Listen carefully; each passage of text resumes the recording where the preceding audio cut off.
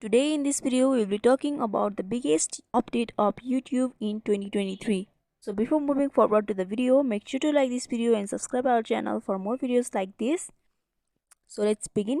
As you guys may know, a new CEO of YouTube has been appointed, Neil Mohan.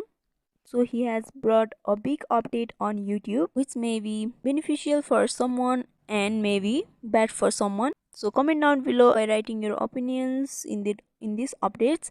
So the updates is, in the last months you were not able to speak up the abusing words in your videos, and if you are found to speak abusing words in your videos, then your video will be monetized and you used to get yellow dollar, which means there used to be hamper in your YouTube earnings. But from now onwards you are allowed to speak up the abusing words in your videos and it does not affect your YouTube earning. That means you won't get yellow dollar, but be informed that you are not allowed to speak up the abusing words in the first 7 seconds of the video. So this is the biggest update of YouTube by newly appointed CEO.